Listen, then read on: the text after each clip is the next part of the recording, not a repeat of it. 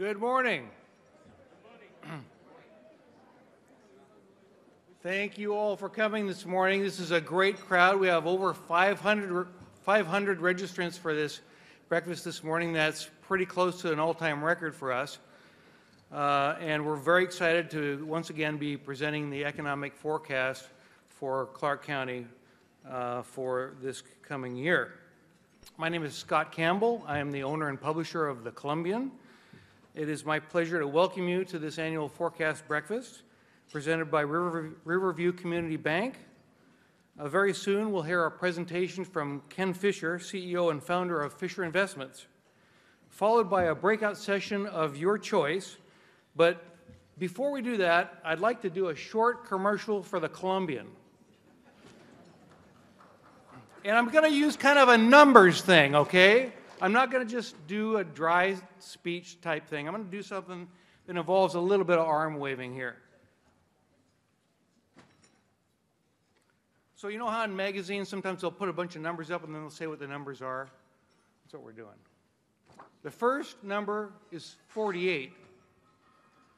48 is the number of journalists and content producers that we have working at the Columbian whose sole job it is to provide the news of the day to our customers 7 days a week, 365 days a year. That's a big newsroom. It's bigger than most newspaper companies in communities our size, and we believe in staffing up for that because it's really our core purpose, is providing the news of the day.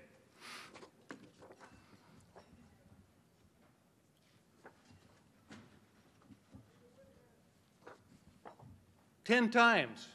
That number I showed you before is 10 times the number of content producers in the next largest newsroom in this community. So, you know, we really are the local, you know, that's where the news of the day is being reported mostly in Clark County. This is a number I'm very proud of. This represents the number of awards that the Columbian earned last time the Society of Professional Journalists made an award. This is 10 more than the next largest news organization in a 5-state region. And that's about what normally happens with our journalism. And just an important footnote, we don't write stories and do what we do to win awards at the Columbian for our journalism. But we know that if we do a good job on reporting the news of the day, that the awards will come, and they do. So 29 awards, and that's a pretty solid number in that 5-state region.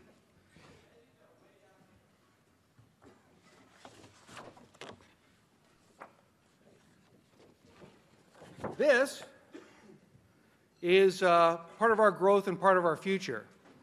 13,791,393 times people sat down and consumed our content digitally on Columbian.com and our digital products.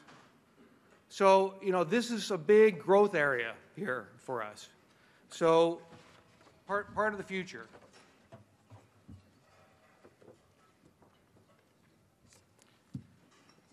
$125. Well, this is our 125th anniversary in this community.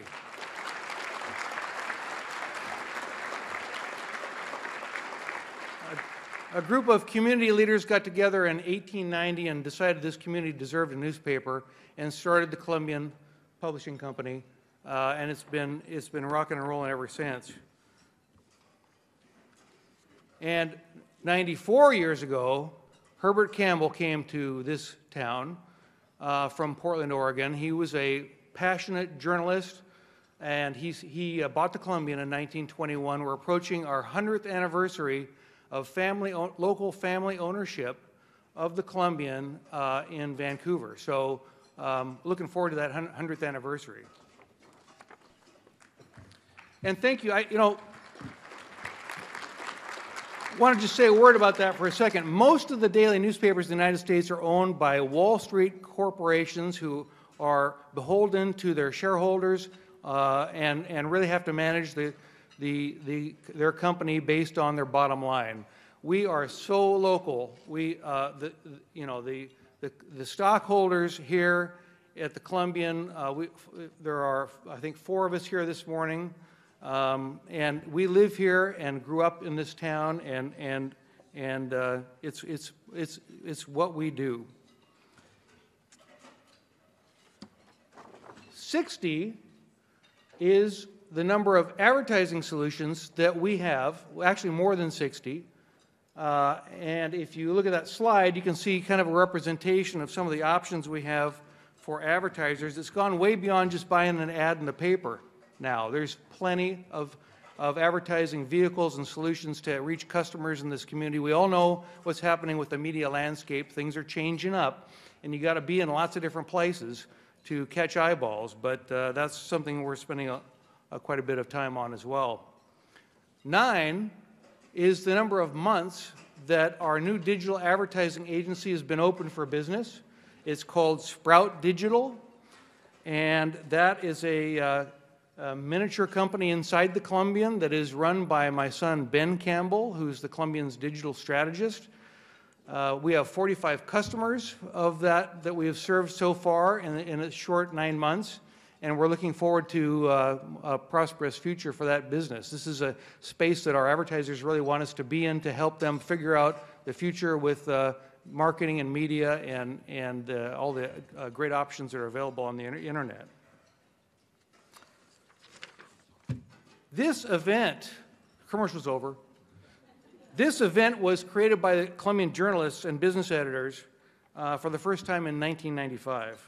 It's the largest economic forecast event in the region, and it's made possible. I mean, our sponsors are so key to helping us support this effort every single year. The primary sponsor this year is Riverview Community Bank. Can we have a round of applause for Riverview?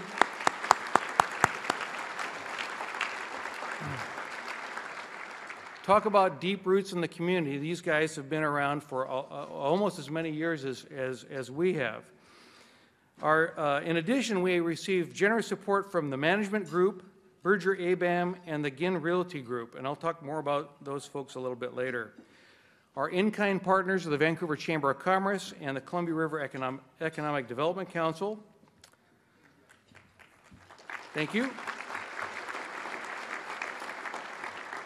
I want to do a few introductions before we get started. We're going to roll right through breakfast here and get on with our presentation pretty quickly here, but I do want to introduce some people from the Columbian. Please, hold your applause until we've mentioned them all, but as I mentioned, 3 of the 4 Columbian stockholders are here today. That's myself and my wife, Jody Campbell, and Ben Campbell, who is, as I mentioned, the digital strategist of the paper. We have 2 of our family members are still in school and weren't able to be here today. Our business family is Lou Brancaccio, editor of the Columbian, who's in the audience. Can you guys stand up when I mention your name? Teresa Keplinger, advertising director for the Columbian. Mark Daly, circulation and production director. The 2 individuals most responsible for the excellent planning for this event are Gordon Oliver, our business editor, and Audrey Bomar, our community partnerships manager. Business reporter Aaron Corvin is around and helped with this event too. And we have lots of other Columbian folks, many from the ad department. If you guys could stand up, I can't introduce you individually, but stand up and take a bow. Thank you very much for helping support this event.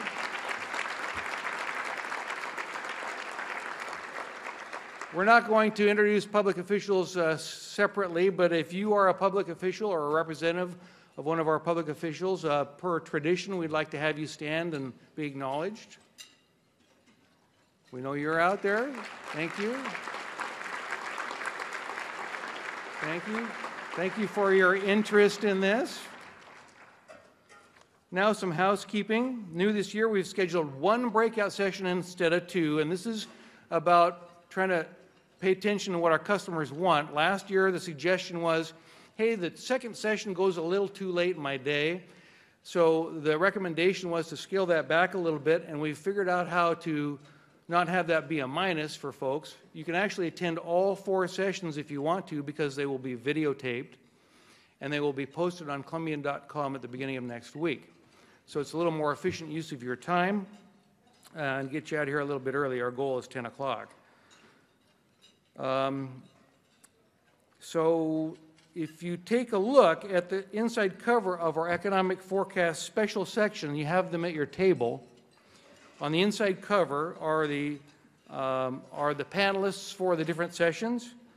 It also contains the essays by the panel presenters this morning. For the general public, this will be available in Sunday's newspaper. You're invited to submit a written question to Ken Fisher, and if you want to do that, there are pens and paper on the tables, and so write those down and hold your hand up, and our Columbian staff will come by and pick those up and get them to the moderator.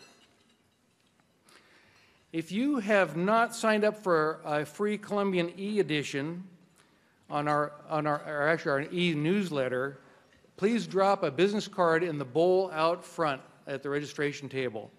And you might want to drop a card in there anyway, because if you do, we'll send you a link to a survey we'd like to have you fill out about, you know, what we can improve at this forecast panel to make it even better. So now I'd like to introduce our presenting sponsor, a locally owned business that's been serving Clark County for more than 90 years and is the only remaining community bank headquartered in Southwest Washington, and of course that is Riverview Community Bank. They have a long history of community involvement and investment. Riverview supports more than 150 organizations that promote a vast array of local community causes. Joining us today is Kim Capilotto, Executive Vice President overseeing operations, information service, technology, and marketing. Kim has worked for both community banks and larger regional banks, as well as organizations such as the Vancouver Chamber of Commerce. He belongs to numerous community organizations and serves on several boards, including Identity Clark County, the School of Piano Technology for the Blind, Junior Achievement, Fort Vancouver National Trust, and the Humane Society. We very much appreciate Riverview's support of this event. They are no stranger to this event. I think this is their third year as the primary sponsor. So Kim, would you come up and I'll get my millions out of your way. Oh, yeah. Good morning, everybody. Thank you. You knew I was going to insist on that until it occurred, huh? Kelly Love knows the cue. Nice job. You know, these type of events don't just happen. Aside from the sponsors, you have to have an organization that's willing to take it on as a project. And so the Columbian has done this for multiple years. They do a great job of putting this event on. Audrey Bomar this year we got to work with, and she is a rock star. She did a fantastic job, incredibly organized. And when you're able to herd people like me, that's a true skill. So I applaud you, Audrey. Thank you very much for setting this up. And how about a round of applause for the Columbian for putting this on?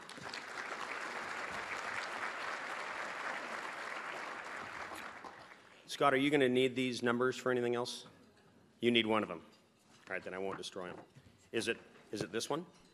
Okay, then I will destroy that one. And I'll use the back of this one. Okay, no problem. All right. So why does Riverview sponsor these types of events? Well, we do it for very much the same reason that the Columbian puts this event on, because we're part of the community. Probably one of my favorite taglines of our bank is, we're so much part of the community that it's part of our name, Riverview Community Bank. So when we determine what it is that we are going to sponsor, we look at the impact that it makes overall on the community. And this is one where you get some very good information out of this particular event. And it is something that, as opposed to just coming to the event and then going back to your office and you're done, this is something where you get information and you can actually take it back and put it to use. It's practical information, and that's one of the main reasons that we sponsor this event, is because our clients, many of you in this room, and our prospects, all the rest of you in this room, are using this information to make better business decisions, to make sure that the community continues to thrive, and through osmosis, whether you're our client or whether you're going to be our client, we all prosper when the community does better. So that's one of the reasons that we do this. We've been in this community for 92 years. We're not quite as old as Scott. You'll note that I left Jody out of that equation, but we're not quite as old as Scott and his company, but we are right on their heels. One of the things last year that I did was I threw out a challenge. I did some quick math. I'm not going to do the math again today, but I threw out some challenges last year of, hey, you know what? If you're not banking with us, give us a shot. You know, we last year, between Riverview Community Bank and the Riverview Asset Management Company, which is our full-blown, full-service trust department, we donated through actual cash and in-kind well over $400,000 to this community last year out of your community bank that's located here. And as Pat grabs his heart, that includes all of our in-kind stuff, all right, but substantial investment in this community. And why? Because you all are worth it. And when this community thrives, we all thrive. Last year, I threw out a challenge to come and talk to us. We ended up getting 8 new deals within 3 weeks of this event last year. And that's an ROI that we can measure. So Pat's big on ROI, and Ron Wysaski's even bigger on ROI, as is Kevin, our CFO. So I have to do better this year, or they won't let me come back, I'm pretty sure. They probably will, but bottom line is I want to do better. So here's the deal. On your, Scott talked about on your table there are pens and there are papers. So just humor me and grab your pens and paper and write this number down. Okay, you ready? I'm not kidding. 759-2404. I'll do it again. 759-2404. For those of you that came across the river, we appreciate that. It's area code 360. That is my phone number, my direct line. Please don't use it for bad purposes, but I really need you to bog down my voicemail in the next week to 2 weeks with appointment requests. Now, I will send people far smarter than I am to meet with you all, but I need to make sure that I track this. So as opposed to having you call a general number where this event won't get credit for that, I need you to call that number or call any number at the bank, but make sure they know that you're calling because of the economic forecast breakfast, and feel free to call me. We will get back to you very, very quickly. It probably won't be me because, again, you want people that can answer your questions and help you. But I will get back to you, or someone will get back to you within 24 hours. So 360-759-2404. The thing is that, you know, we're not your dad's Riverview anymore. Things have changed a lot in our industry, and we are a completely different bank. We're frankly a completely different bank than we were 3 years ago. And we probably are going to be a completely different bank a year from now than we are today. But what I can assure you is that we are very hungry for business. And we've had a fantastic year as a company. And you probably have read about some of our accolades and some of our progresses in the Columbian. You should continue to watch for those because there's lots more coming. And as soon as you all call me, we'll have even bigger press that we'll be able to do. So please support your community bank. Please support your community overall. Obviously, you get that. Otherwise, you wouldn't be here this morning. And with that, I will introduce the first speaker today. I also would like to, all kidding aside, thank Pat and Ron and all the other folks here from Riverview for their support.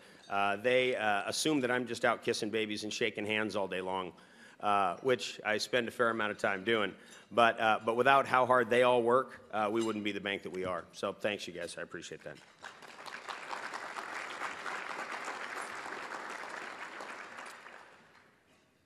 So our next speaker, for the past 25 years, Scott Bailey has served as regional economist for the Employment Security Department's Labor Market and Economic Analysis Branch. Can you imagine how long his business card is with that title? He covers Southwest Washington, and he publishes a monthly newsletter on local economic trends and works closely with economic development and workforce development organizations in our region. Scott's done extensive research on wages statewide and is currently collaborating with a team from the University of Washington to assess the economic and social impacts of the $15 minimum wage. Scott received his master's degree in economics from Portland State University. He's a board member of the Pacific Northwest Regional Economic Conference, and his real accolade and his real claim to fame is that he also taught my son when he was teaching a class, I think at Clark, if I'm not mistaken.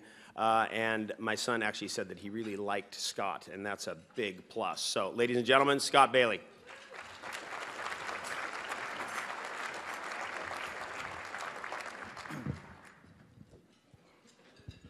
Good morning. I am not a morning person. So Tuesday night I was at a place with a big crowd. For those of you who are old-time rock and roll fans, I was seeing Patti Smith. So being here today, it's like being the warm-up act for the Rolling Stones. So I'm going to try to make this short and sweet. A couple of disclaimers first. Anything I say this morning is my own personal view and should not be attributed to my employers. And secondly, I'm like the lottery. You want to listen to what I have to say for entertainment purposes only. If you want an investment strategy, well, that's why Ken's here. So, okay, so where are we at in the local economy? In terms of job growth, we've had a fabulous year. If we look nationally, employment growth has been about 2%. Statewide, Oregon and Washington, about 2.6%, Portland 2.7%, Seattle 3.1%, blah, blah, blah, blah. We're at 4.5%, so extremely strong job growth. And the other good news is that it's balanced across the economy. It's not just one or two sectors leading the way. It's just about across the board growth. So it's been a fabulous year for that. That in turn, that job growth has helped to drive unemployment lower. So we've been making real progress. Now a little context. We were in a huge hole following the recession. We're getting out of that hole, but we're still very much in a recovery phase and not yet to an expansion phase. And we can see that in a couple of different ways. Now we only have wage and income information through 2013. It'll be another 6 months before we can look at wage data, for example. But through 2013, we had zero recovery in wages and income. We took a big hit with the recession, and there just has not been any recovery there yet. Will that happen when we look at the 2014 data? Maybe a little bit, but if the national numbers are any indication, not so much yet. So we still have a ways to go. Our labor force numbers are finally growing, but they're still well below where they should be. There's still thousands of former workers on the sidelines, not reflected in the unemployment rate, which is still too high. So the lack of a full recovery is also reflected in a couple of other things. One, our youth employment got cut in half in the recession and has barely budged since then. If we look at wages for younger workers, for the millennials, aged 25 to 34, that took a hit. And this recession had a much larger impact on younger people than on older people in terms of jobs and wages. And finally, if you look at what's going on in housing now, and it's not just here, it's throughout the Pacific Northwest, but it's really worse in the Portland metro area, including Clark County. The affordable housing is basically non-existent. Vacancy rates are really low. We have a lot of people with jobs who are having a hard time finding a place to live, much less an affordable place to live, that's totally chewing up their income and really hampers our recovery because so much of their income is going into rent instead of going into spending on other stuff. And so we still have a ways to go in a lot of ways. And finally, a little bit bigger context. This is actually my 26th Columbian forecast breakfast. We used to have just a small panel have breakfast together, and then in '95 it went big. When I first started working here, Clark County was really very much a suburban, live here, work there kind of place. A lot of the jobs we were getting were lower wage production jobs. But if you look at what's happened in the last couple of years, and really if you look at what's happened in our distribution of wages, compared with 6 years ago, well, the median wage, the wage in the middle, hasn't moved an inch. We have more jobs on the upper end, but we lost jobs in the middle and at the lower end. And the jobs at the upper end, a lot of those are attributable to new companies that relocated or shifted employment here. You can think of Integra, you can think of Fisher Investment, you can think of Peace Health, and so on.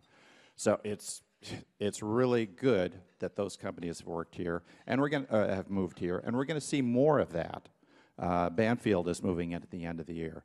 And to me, what I'm seeing, it's something I wonder about when I first started working here, and downtown still had those big concrete Lucky Lager buildings, right? And then it was gravel parking lots for a couple of years.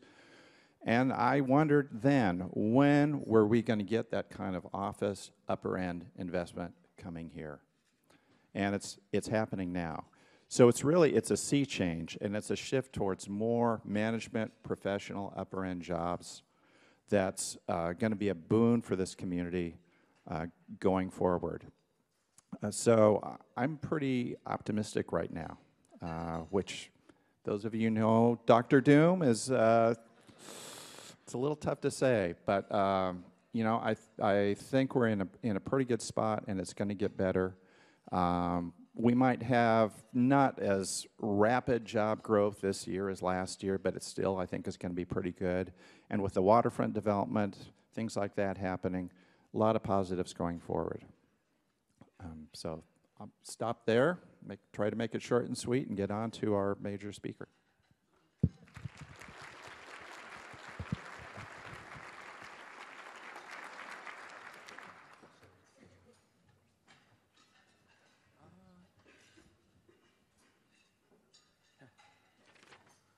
Thank you, Scott.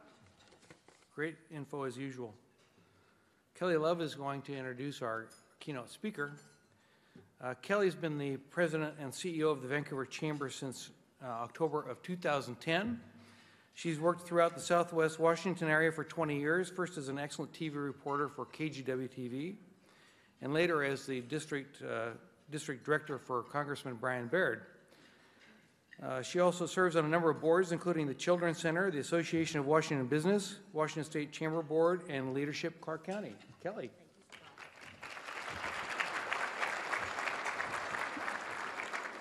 Good morning. It's great to see all of Vancouver, Clark County, and our friends from Portland here this morning. This is a great opportunity, and I want to thank the Columbian and CVTV for televising this morning, for putting on this community discussion. It is an honor to stand before all of you on behalf of our Board of Directors of the Chamber of Commerce and our 1,100 businesses, many of whom are represented here today. Running a chamber is an exciting team sport that we do with many strategic partners.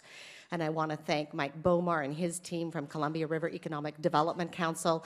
We have learned to do a good little jig in these last few years about learning where our niches are, where it is that we help businesses most strategically to get the biggest bang for our buck, if you will. And this year, in our chamber's 125th anniversary of being a chamber, we are, thank you, for the foresight that our business leaders had in 1890 to recognize that as a collective, our businesses could help support one another and could build the projects that were needed in our community. The chamber has changed many times over as the needs in the community have changed. And it is exciting in 2015 to announce that we have launched our Business Resource Center at the Chamber. And you ask, what is that? And I tell you that it is a growing product of technical assistance available to small businesses and startups that need on-the-spot help and need referrals to our fabulous partners in this community. How do I get the license? What kind of bonding do I need? At what point do I need the city license? How do I get ready for a business loan? What are the things that I need to do to enter into this contract with Lockheed Martin? Those are the questions that we get at the Chamber on a weekly basis, and so do our partners at Clark College, WSU, Vancouver, SCORE, SBDC, and the SBA. So what we're doing this year, and we'll have an announcement for you in the next 3 weeks, is as a collaborative, just like we did when we started as a chamber, we pull all of our resources together, and then we reach out into the business community to provide a technical assistance, and we expect to have a pretty exciting announcement about an investment from the city of Vancouver very shortly. All this means great momentum for the investment that we put into our small businesses, and all of this echoes what Scott just said, and I can't believe you said that, Scott. You are optimistic, and we are excited to hear that in 2015. It is my honor now, and I want to remind you of these small pieces of paper on your table for which we would encourage you to write a question for our next speaker. Ken Fisher is the founder, CEO, and co-chief investment officer of Fisher Investments, of course, a multi-billion-dollar money management firm serving large institutions and high net worth individuals. He's perhaps best known for his Forbes portfolio strategy column. For 30 years, his high-profile market calls have made him the third longest running columnist in Forbes history. It's an incredible achievement and great longevity. From 1984 through 2012, Fisher wrote 10 books, including 4 New York Times bestsellers. He's also been published, interviewed, and written about in numerous publications globally. He writes a weekly column for Germany's Focus Money magazine and monthly columns in the UK's Financial Times. He was honored by Investment Advisor magazine as one of the industry's 30 most influential individuals over the last 30 years. And now you know why I couldn't possibly ad-lib this introduction. Fisher's Woodside, California-based company, which established a large office campus in Camas. An expansion of the Camas, if you've not heard, now has 880 local employees, and we thank him for his investment in our community. I'm almost done, Ken. Just 2 more nice things to say. Ken is number 236 on the Forbes 400 list of wealthiest Americans with a net worth of $2.7 billion. And as our good friend Kim Capilotto described him this morning, Ken Fisher is just pretty wicked smart. And we're really pleased to have you here today for the keynote speech. And the subject is looking into 2015. Please welcome Ken Fisher.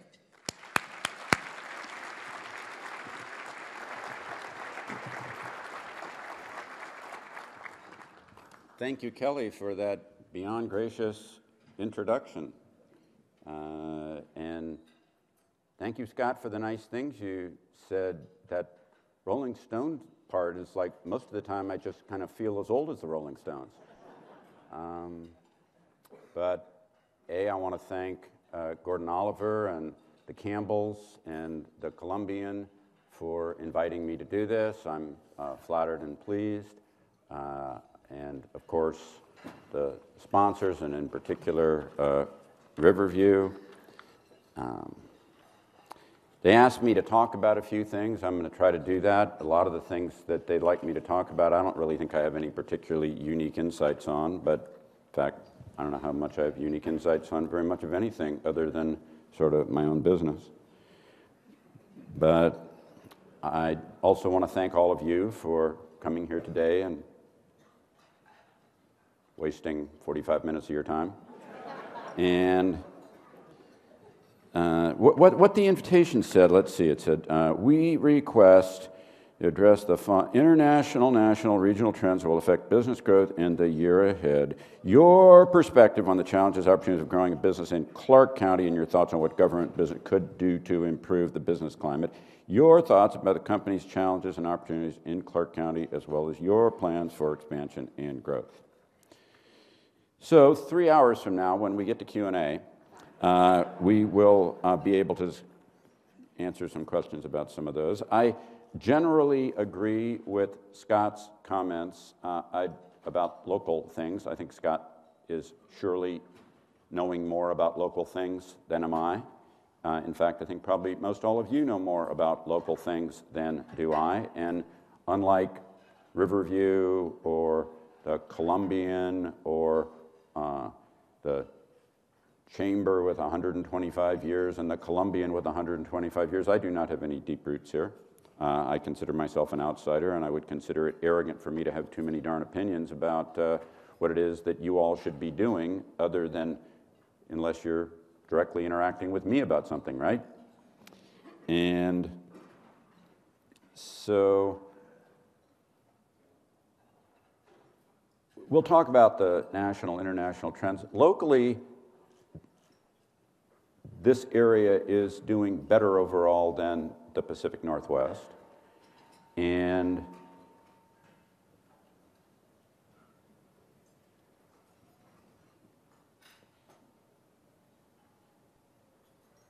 I was about to go off on a weird tangent, but I'll do that later.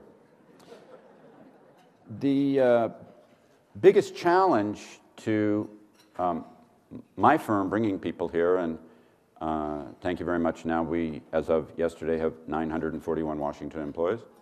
The biggest challenge is we're a global firm, and we hire from all over the country, with the exception of places like Harvard and Stanford. And we discriminate against places like that. And there's good reasons for that. And Yale, too. And the list goes on a little further. And we don't much like people with purple hair either. But the biggest problem is getting people to want to come here, because as soon as we say Camas, they say, huh? And then we say, well, you know, Vancouver, and then they say, oh, you mean Canada?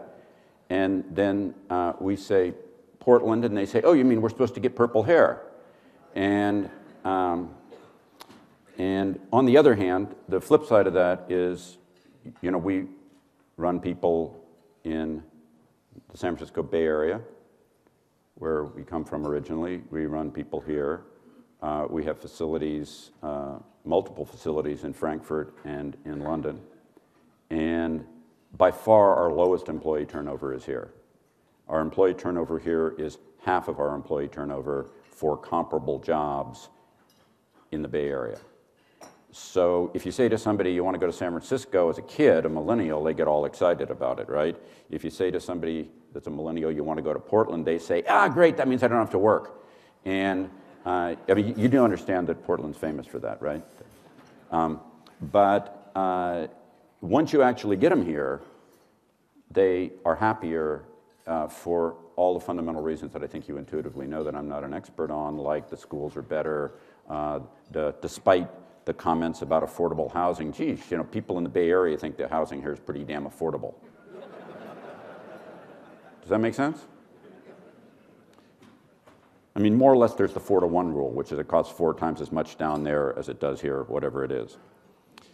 Are there negatives here? There's negatives everywhere. Am I going to spend a lot of time this morning talking to you about negatives? No. If you want to ask me about any of my views about negatives here in Q&A, I guess I can do that. But the opportunities in everything from, you know, lifestyle to the housing that I mentioned, the lack of state income tax. When I first got here on Prune Hill, I like to walk a lot, and I get up pretty often at 5 in the morning and walk to work. And it's about an hour walk. And I see women out jogging and or walking alone on Prune Hill, which you would never, ever see in the Bay Area. You follow that? Because there's no crime there. I mean, there's DUIs and, you know, some guy beats his wife and all that other nonsense. But the kind of crime that you have in Northeast Portland does not come across the river, at least into Camas. You know the kind of local reputation that at least I've heard buzzed around, which is that Camas is where the Portland PD retirees go. If you just take almost any community and say, where do the PD retirees go, that's a pretty good place to go, because they know where the crime is. The other thing that I just loved when I first started tootling around here was to see school buses. You know, in the Bay Area, they have eliminated all school buses for anything other than handicapped children. Now, not that I want to go anywhere, but just seeing the school buses is really impressive. Not only are there better K-12 schools in Camas than in any public K-12 you can get in the Bay Area for less money, but school buses too, which kind of tells you straight up that it's not like you would hear in California, which is we got to have more money, money, money, money. That's not the way you build anything. Money is rarely the driving feature. And of course, PDX is a very comfortable airport, and I like PDX a lot, although I'm going to come back to that in a different way in a minute with a suggestion. So I'm going to talk about national trends and stuff in a minute, but let me just speak, and international. Let me just speak kind of just to the growth nationally. You all know what the fastest growing state in the country has been in this economic expansion.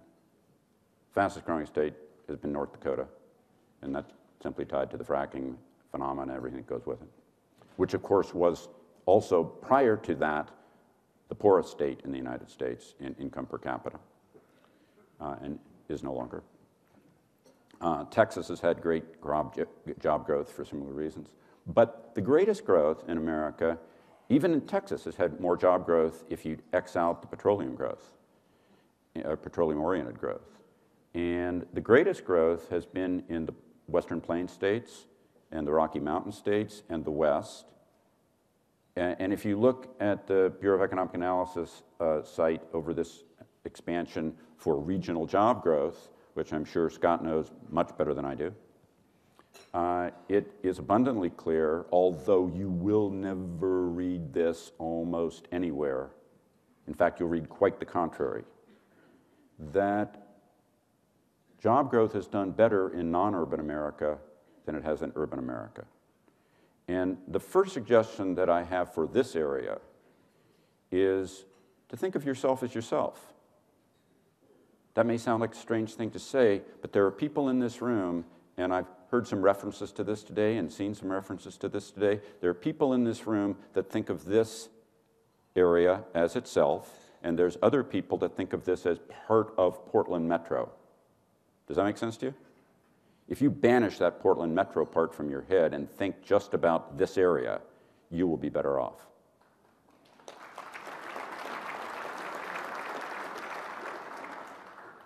While there are negatives about every place, there ain't nothing wrong with this area. And almost invariably, if you think about your own circumstances and what you can do to make them better rather than rely on being part of a bigger thing that you can't control, you will almost always have a better outcome. It's pretty simple. And America is in a great divide now that is not well understood between urbanness and non-urbanness. And the non-urbanness is winning out and the urbanness is losing, although you will not read that because in the last 15 years, media in aggregate, which I'm very critical of, with the exception of the Columbian that I'll come back to in a moment. The Columbian is not a unique exception, it's representative of the exception. Media has had a very tough time since the explosion of the internet and all of the things that have gone with it to gut the prior advertising model that the media operated under, and in that process and time has become ever more urban-centric and writes about urbanness and largely cannot speak, understand, or communicate with the other America that is not urban. And most of Clark County is not urban. Most of Vancouver is not urban. The urbanish parts are kind of clustered right around I-5, right? People don't get this. I think the most interesting, simple example of it is to pick up weekend editions of things like the New York Times, the Wall Street Journal, the Financial Times, and see kind of their weekend specials and see how much they are focused and aimed at urbanness and how much, to the degree that they speak to non-urbanness, they talk down to it, they don't understand it, and they cannot communicate to it. They've given up half of America, just simply. Now, I got an advantage over some people. I'm morally opposed to television, and so I don't really watch TV, but I kind of think of TV news, regardless of your ideology or any other nonsense, as more or less the same thing as reality TV, which is fiction disguised as nonfiction. And the media is not going to tell you, the media will tell you the cities are doing great and the non-cities need to improve and become like them. And what this area needs to do is to think about itself and not think about itself as part of Portland. Do you follow that? Let Portland be Portland and you guys be you.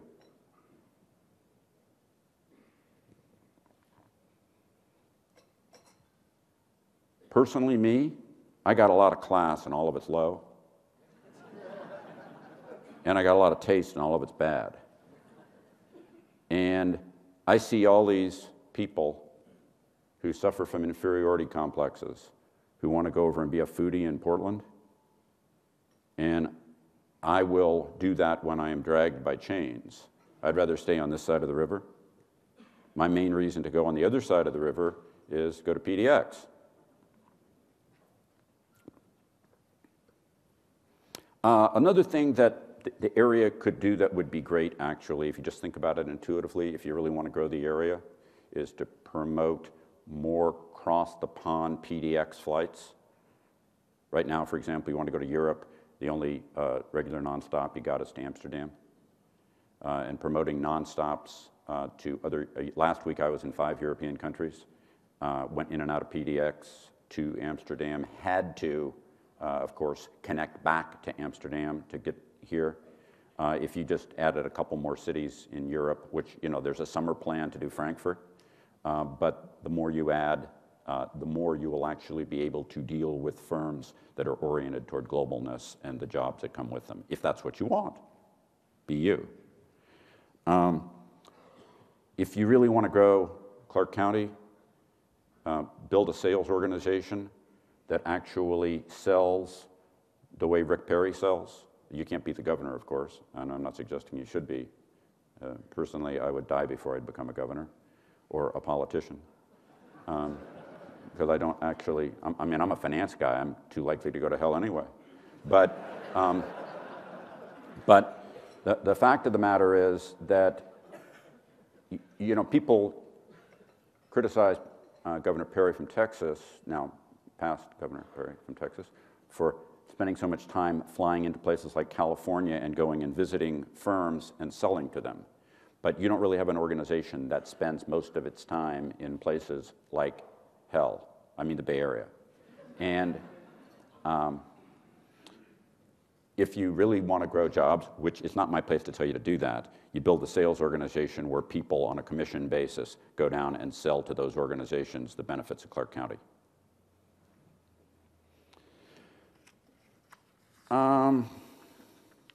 So I'm going to just get out there a little bit.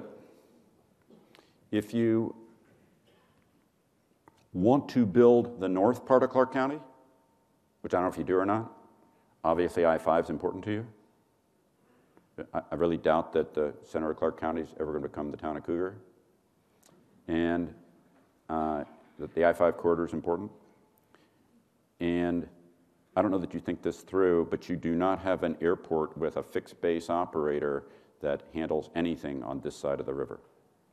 And you will not get entities like the Intel operation that you see in the Beaverton area without something that's akin to Hillsborough.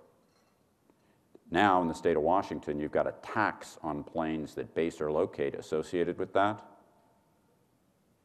And literally, people that fly into this area from outside the area with private aviation will land south of the river, and they'll come up along 14, but they won't go further north. So what you need to do is work with Inslee's office to, if you want to build a north part of the county, to put an airport there with a fixed base operator that's, I mean, even Troutdale. I mean, Troutdale is pretty pedantic compared to, let's say, PDX or Hillsborough, but there's nothing like that that exists on this side of the river. And if you really want to, the kind of people like senior executives at Intel are not going to fly in to Hillsborough and or PDX and drive into North Clark County. They're not going to do that. If you want them to put facilities along the I-5 corridor, you need right in the center of the county to put an airport like that right off I-5. It's not my place to tell you to do that because, you know, literally the more you build Clark County, let me disagree with something that somebody said earlier this morning. I think it might have been the gentleman from Riverview. his point was, and which I don't really necessarily disagree with it, but I sort of disagree with it. He said, you know, the better the community does, the better we do. You know, with no disrespect to any of you, I'm going to do just fine no matter how you do, because I'm going to make a point to do it. And I encourage you to think that same way. I encourage you to do well regardless of whether the community does well, because if you all think that way, then the community will do better. Does that make sense? I don't predicate my life on, you know, I need Clark County to do a bunch of stuff for me, right? I predicate my life on I got to get up in the morning and do it myself, somehow, some way.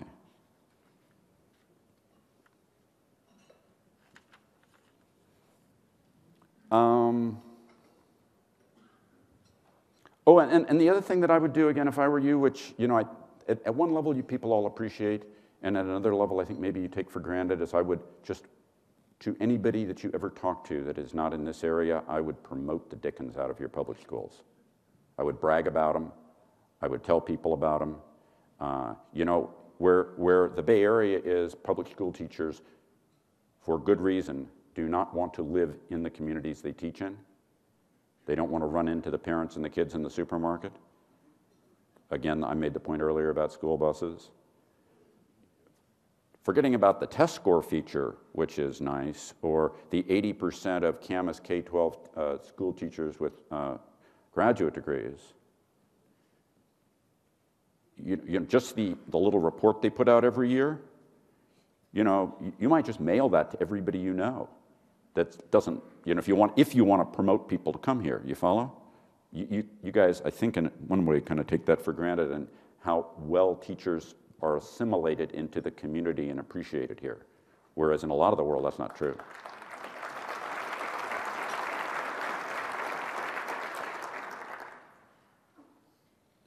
And my final local recommendation is to promote the Columbian, and let me explain to you why. And it doesn't have anything to do with it being here 125 years. Simply, I mentioned earlier the point that urban media has a very difficult time communicating a reality to its readers other than perhaps about its own immediate urbanness, as represented by my comments about the weekend sections of things like the FT or the New York Times or the Wall Street Journal. The local community paper in America, an awful lot of which has been wiped out in the last 20 years, cannot produce a lot of nonsense about your community, or you're going to know it really fast, and you're going to tell all your neighbors, and you know that. It's a great source of information for the community, and it's a great ability for you to promote that to anyone you want to bring into the community from the outside. The Columbian has every vested interest, as per this event this morning, in promoting the community, but you actually have some vested interest in promoting the Columbian as a resource about localness in that other America. My firm operates in 4 basic locations: Frankfurt, London, the Bay Area, and here. And forgetting about the foreign ones, in the Bay Area, we have the representation of one America, the urban America. Here, we have the representation of the other America, the non-urban one. We let our employees be wherever they want. There is room for both in America, the urban and the non-urban. Some people are kind of trapped where they are because they got family and friends, and they got to be where all that stuff is, and I'm empathetic to that. They might not be where they are if they didn't have those things, and I was like that for a long time because of, you know, my parents and having to take care of them and things like that. But fundamentally, I believe that offering both menu options to my employees is both best for them and best for the firm, and we've kind of done that. I've been clear in articulating that from the beginning.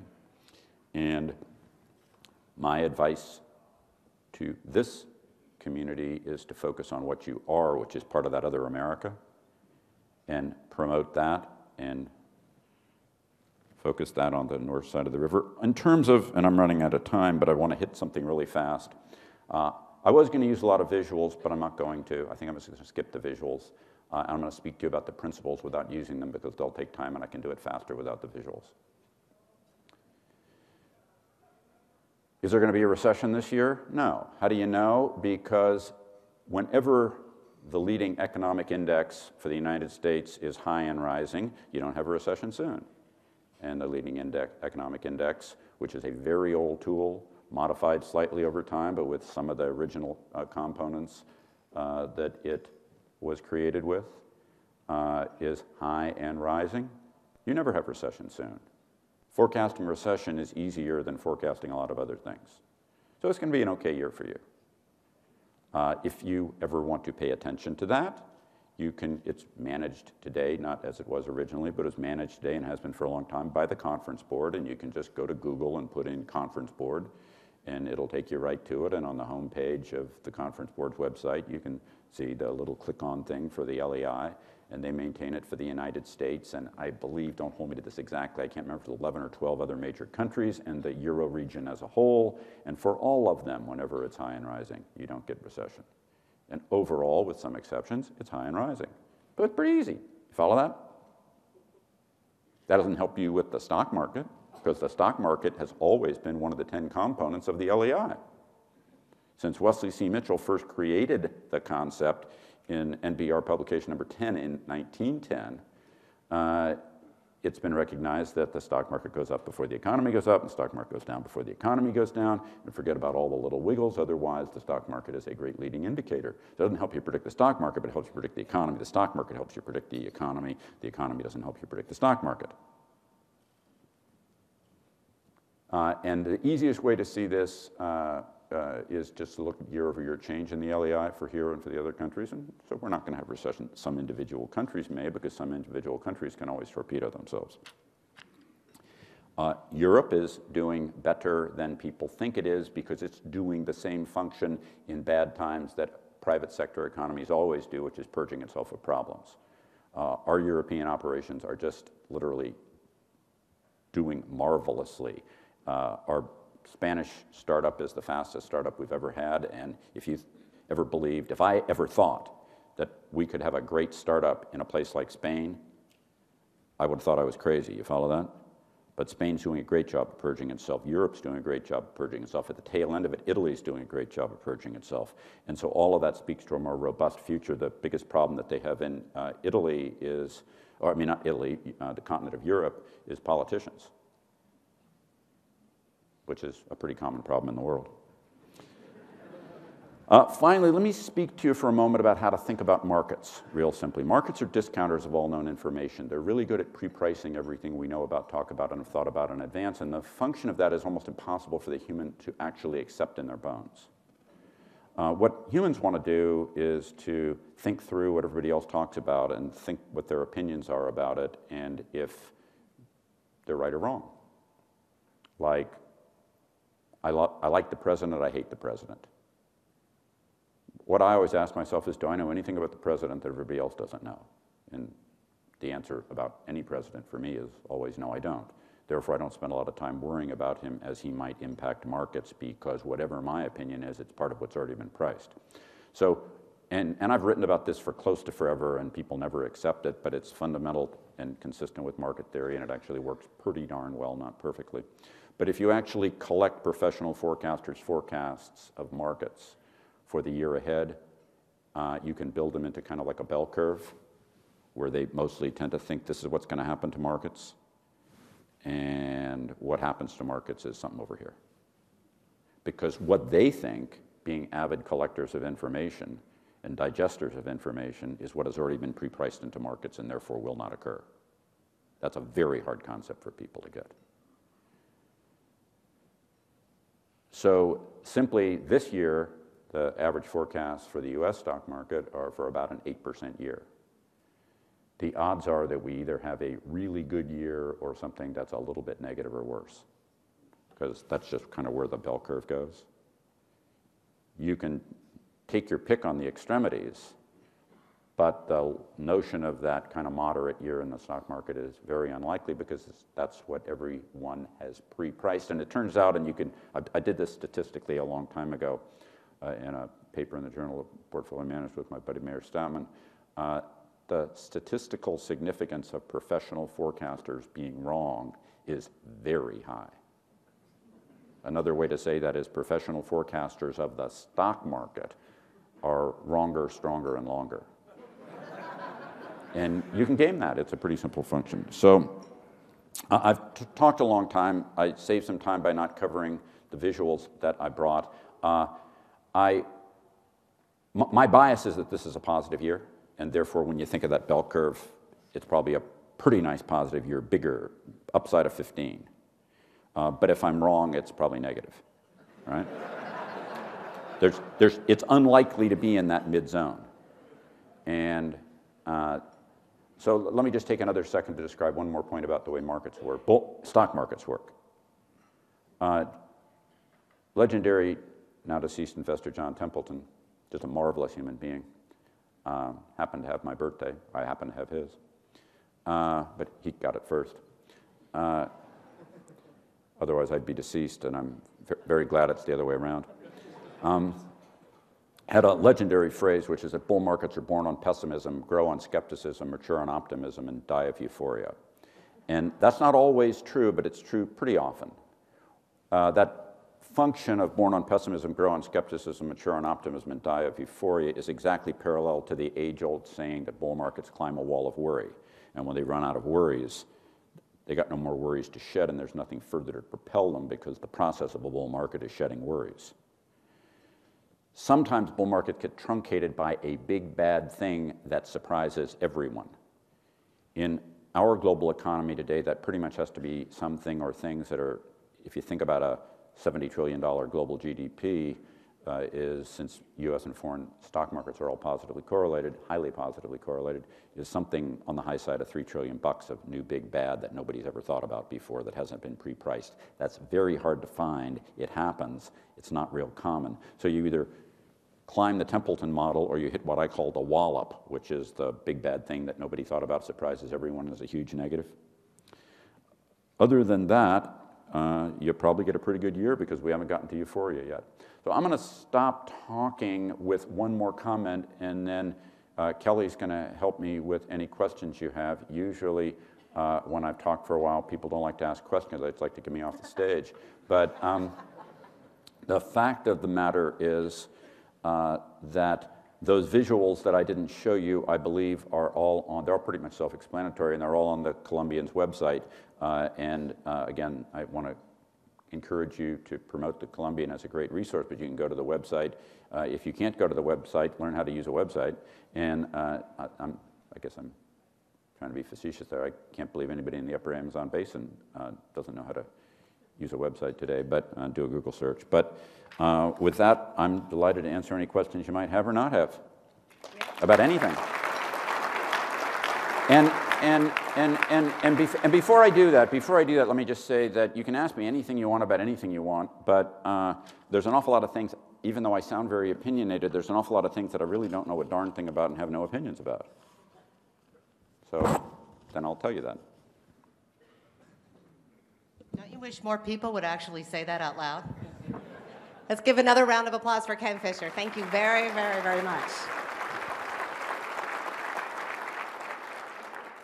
Coffee, water, anything as we start the next? You know, I usually like coffee in a drip IV system. Okay. I'm morally opposed to food consumption, but I'm very big on caffeine. All right. All right, if you change your mind. Let's start off, this has all been preconceived here, so this is not spontaneous. We wanted to ask Scott Bailey to perhaps throw out the first question. Throw up the first question, Scott. All right. Well, first of all, I want to say thanks to the Columbian and all the sponsors for this event. I've worked with some great people over the years in the Columbian's business section, and they're just wonderful to work with. So I just want to say that.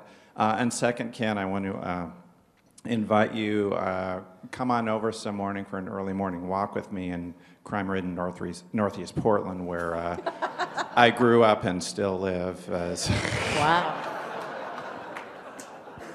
You know, I did a lot of combat stuff when I was young, but I'm a little old for that now. seriously, a number of years ago, we had a car for sale. And this guy comes up, and he's just moved here from Orange County. And he said, I was a little afraid to come into this neighborhood, you know, because of all the crime. Okay, he moved out to Beaverton, you know. And I see people walking on the sidewalks. It's like, what are they telling you out in Beaverton about Northeast Portland? I mean, come on. Anyway, we digress. I'm not afraid to go there, Scott. It's just I kind of view it like I view watching television. It's a waste of time.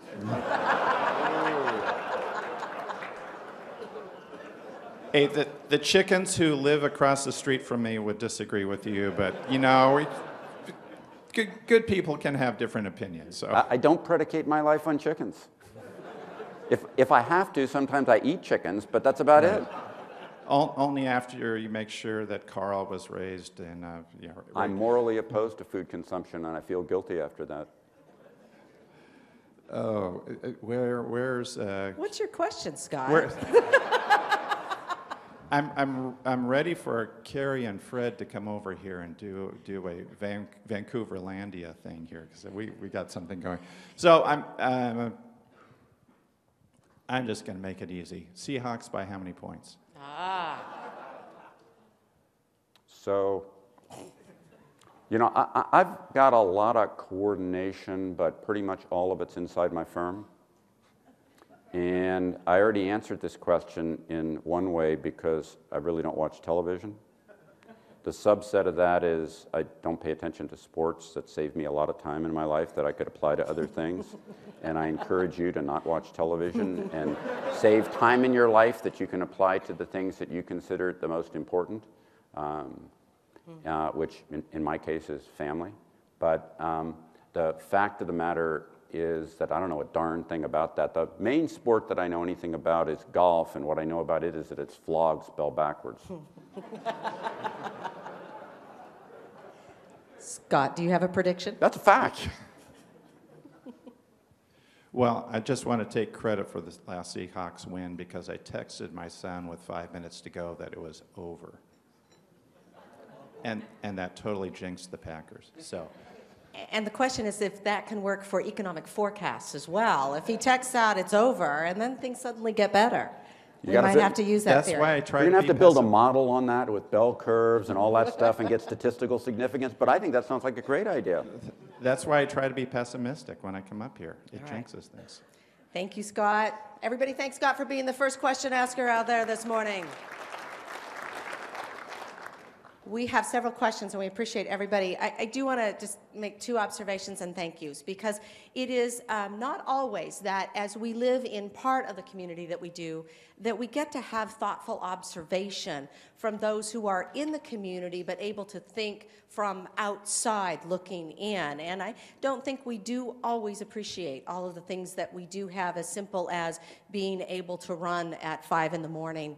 And so I thought it was very a thoughtful perspective on what I we don't have. run. I don't run except at the mouth. I walk. No, you walk, but we can run, and we're grateful for that.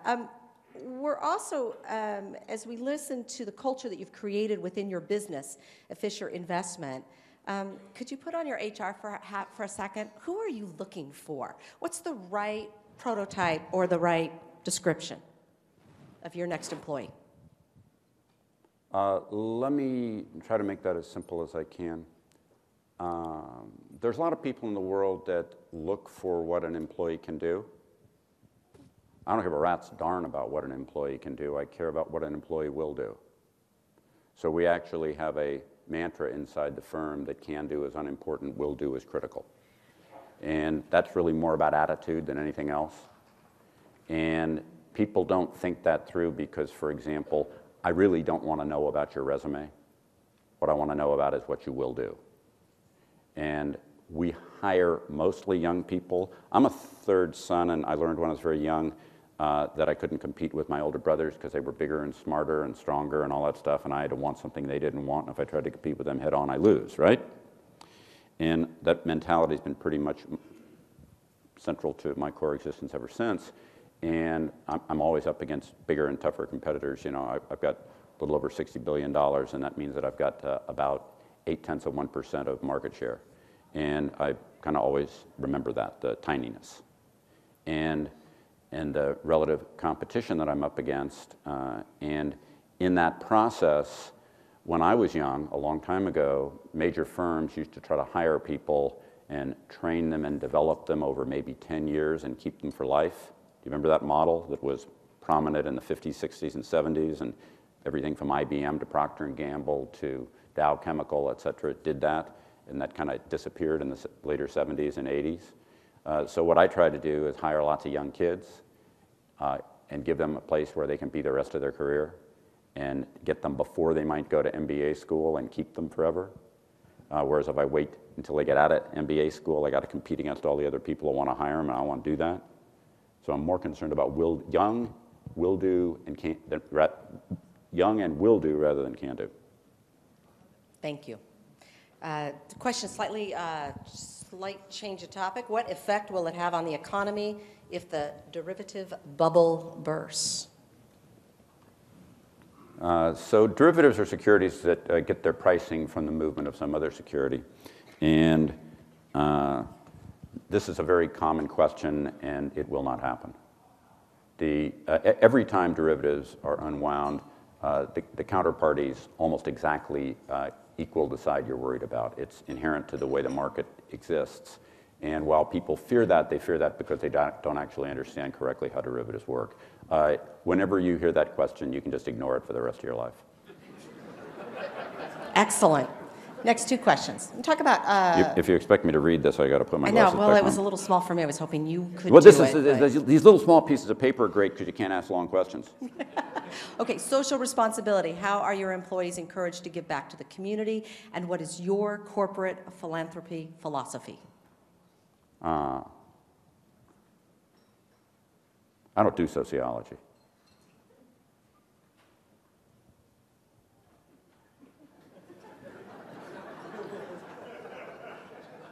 Was that the answer to both questions? That's the answer to the whole question. I also don't watch television. If you want, I can give you a much longer answer, but again, 11:30 would be coming soon. Would it be fair to say, as I've met some of the folks in your company... When I give money to charity, I always feel guilty. It's kind of like when I eat. You invest in your employees. You invest in your company, correct? You give your employees license and opportunity to go be involved in their community in whatever way they choose to be. Is that still? No, that's not true. No. For example, if they commit felonies, we fire them. All right, fair enough. And probably a good discussion offline for anyone here. We're going to switch over to central bank asset purchases. What is your opinion on this topic? And are we robbing Peter, the savers, to pay Paul, the investors? Is our economy hooked to the continuation of QE4? So QE4 is not a boat named after a British royal. I assume you've all heard of quantitative easing. If you haven't, again, you've probably been hiding from humanity in the upper Amazon basin somewhere. Quantitative easing is probably the most misunderstood thing in the financial community, one of the more misunderstood things in the world. It is always bad. It is never good. It is never stimulative, although people think it is. They just don't understand what it actually does and how it actually works. It does not create money at all. People believe, for example, that quantitative easing has flooded our system with money. You've heard that, maybe? Go look at the money aggregates. In this economic expansion, the quantity of money has risen slower by any standard than any economic expansion in your lifetime, because quantitative easing in its fundamental functions discourages bank lending. And if you ever took Econ 101, you learned that the way the quantity of money grows in any fractional reserve banking system is for the banking system net to increase its outstanding loans. And if you find ways to discourage banks from increasing their net outstanding loans, you do not increase the quantity of money as much as if you did not do that on the margin. And a priori, quantitative easing is deflationary, contractionary, bad. I don't know how many ways I can say bad. But the fact of the matter is, wherever quantitative easing has been deployed, the economic results of it have been disappointing. When it's been ended, they've been better on a sustained basis because bank lending picks up. Since the Fed announced the end of quantitative easing, bank lending, which had been beyond disgustingly disappointing from the beginning of the expansion through that point, it started to explode. Let me just go back to kind of banking 101 that I learned in the old days when we used to work off of stone tablets. And if you just take the core business of banking, it's always been taking in short-term deposits as the basis for making long-term loans.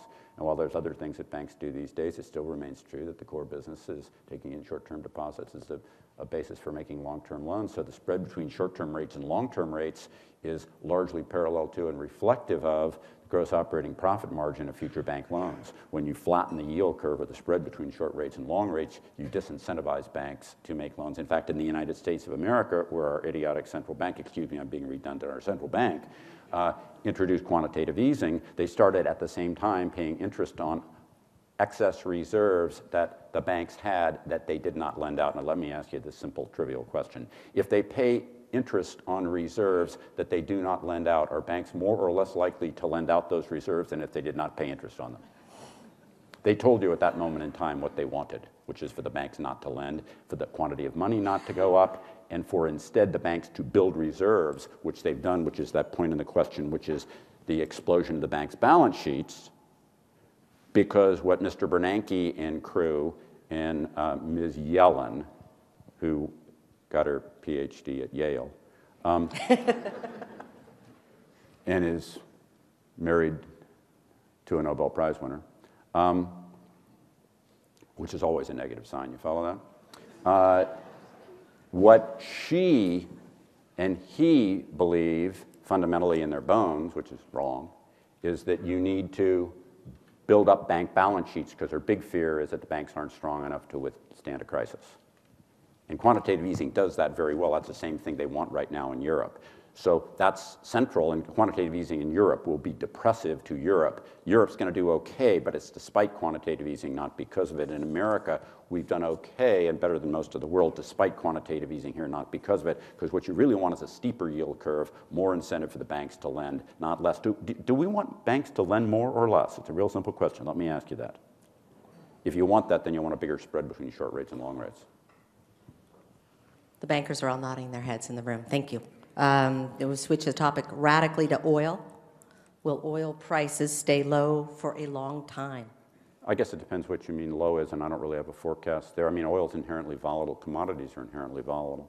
And oil is fundamentally a material and a commodity. So, you know, could oil move up by 50% in an intermediate term period? You know, that's kind of like, can the market move 15%? You know, in 4 months. It can do that for any reason or no reason, which is based on, you know, mass hysteria and shifts in demand in the short term, which tends to be mean reverting in the longer term.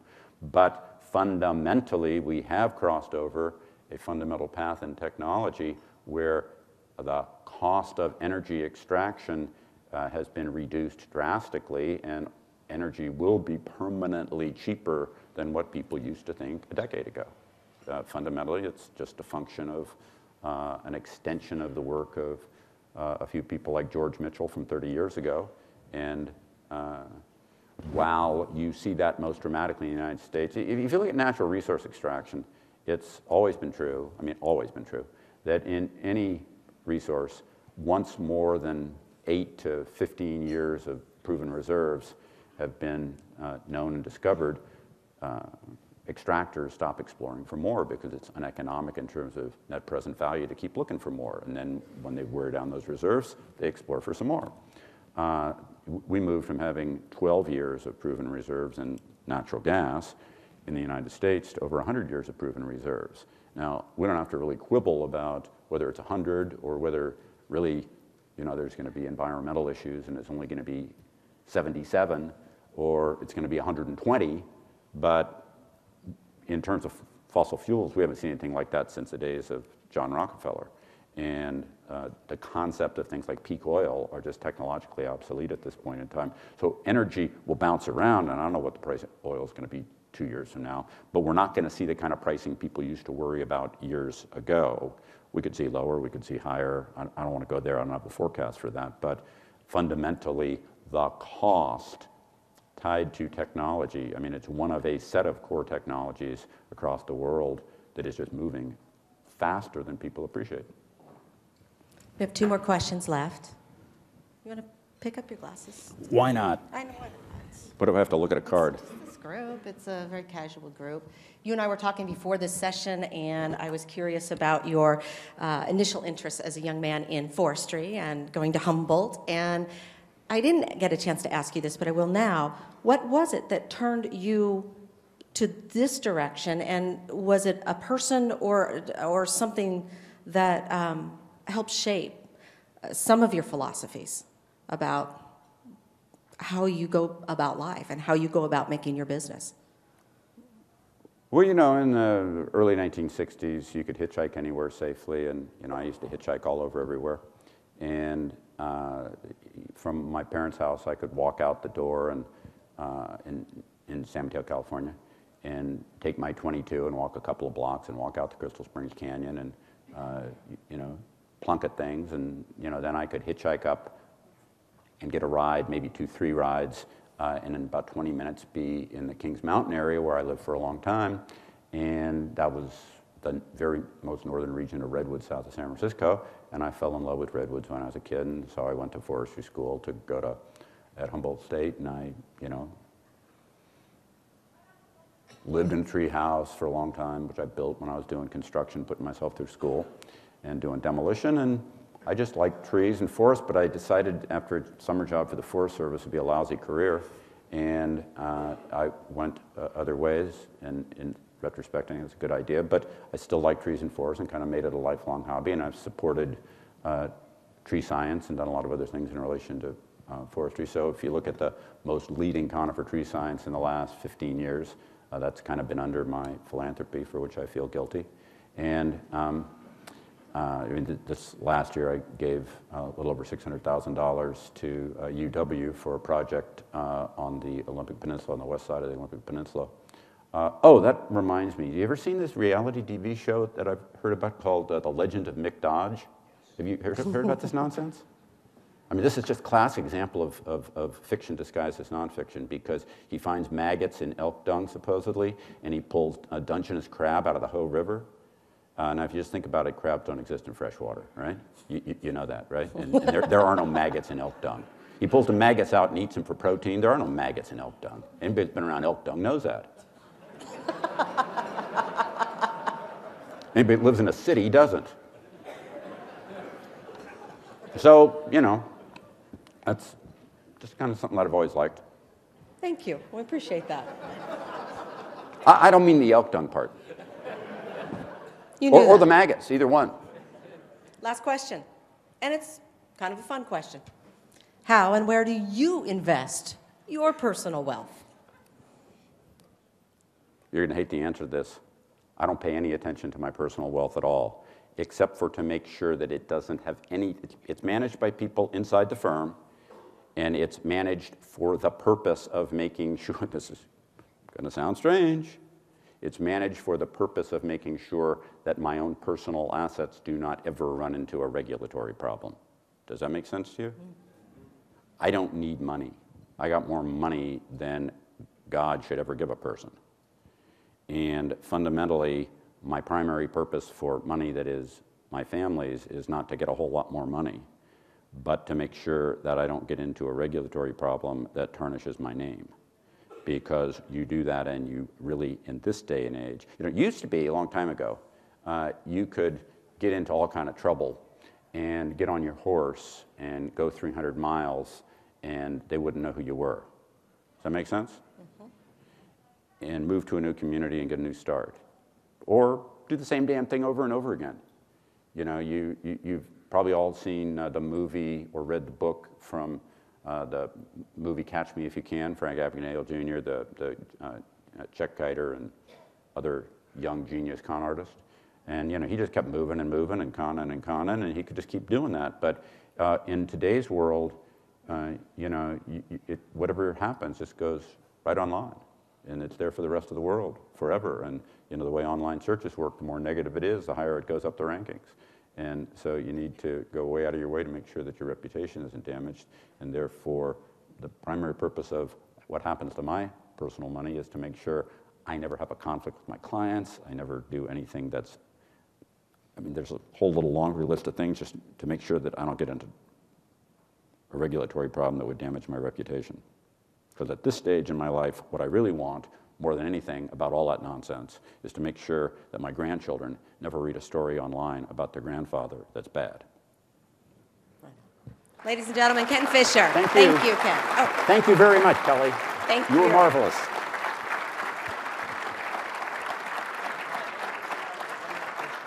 A reminder that the slides that Ken didn't show you but could have showed you, and I think it's great for you to be able to go to thecolumbian.com and pick up the slides there.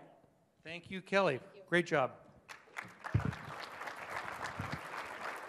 Hey, Ken, I wanted to hang on to you for just one more minute and ask you this question about, how did you first hear about Camas, Washington? Well, first I heard about Vancouver, Washington, but then I thought maybe that was in Canada. I wasn't really sure. And then when I came to Vancouver looking for the potential, and actually it was my wife that did this first, she started kind of driving around in circles, and she sort of stumbled into Camas. The first thing that struck her when she was driving around is she ran into this place called Fisher's Landing, and she said, "Wah?" And you know, around here nobody asks me this. People come in from outside the area to visit me, and they wonder if all that stuff's named after me, and it's like, no, no, and but basically, it's we were looking for something in the other America with easy airport access. And again, the main reason I go to Oregon is PDX. And PDX is a pretty nice airport in the scale of things. And then you just start driving around and looking at things, and then I started coming with her and looking at things, and Camas has been really marvelous to our firm and is a very nice place. And the city government has been very planfully cooperative and helpful, and I know Mayor Higgins is here today, and Mayor Higgins was around then, but he wasn't the mayor then when we first started, but Camas has always been very nice to us, and I generally get along better with people that are nice to me than with people that are nasty to me. It's just one of those quirks I have. Stuff like that. Perfect. Thank you so much. Thank you.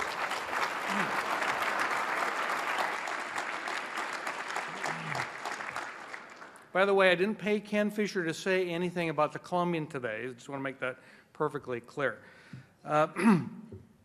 You know, Ken, the wonderful thing that you have done more than anything else, bringing nearly 1,000 high-paying jobs to Camas in our community, is such a great example of the perfect kind of economic development. It's a total up scenario, and we all appreciate that very much. It makes our whole community better. So thank you so much.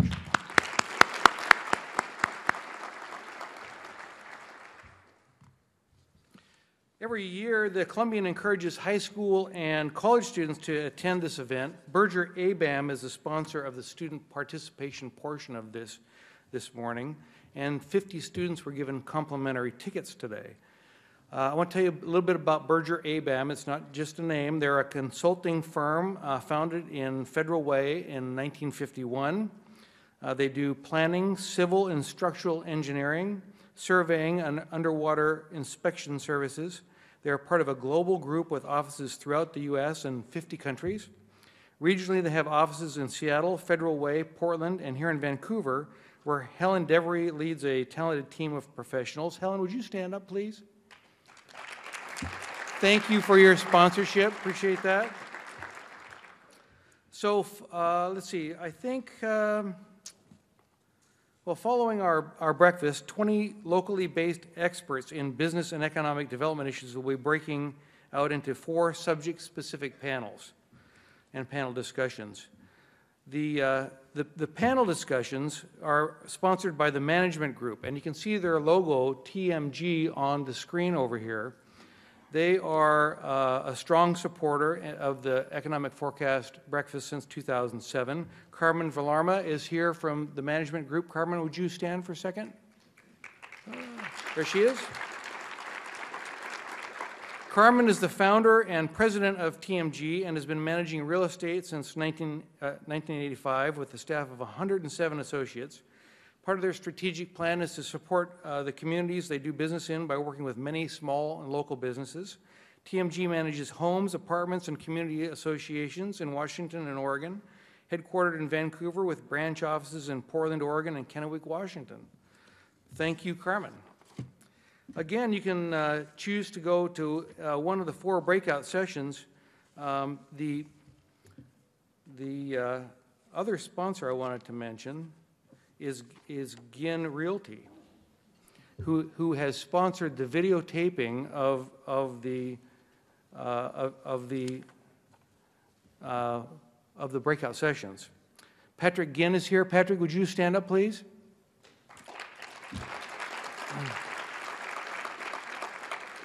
It's not Gin, it's Ginn. Just want to get everybody on the same page on that.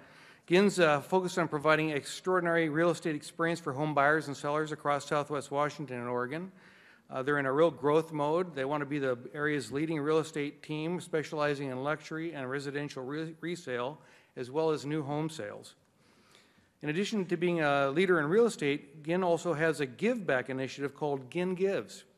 Founded on owner Patrick Ginn's passion for service and the local community, they donated a portion of every transaction to local organizations like Evergreen Habitat for Humanity, the Humane Society, Vancouver Relay for Life, and the local Boys and Girls Club.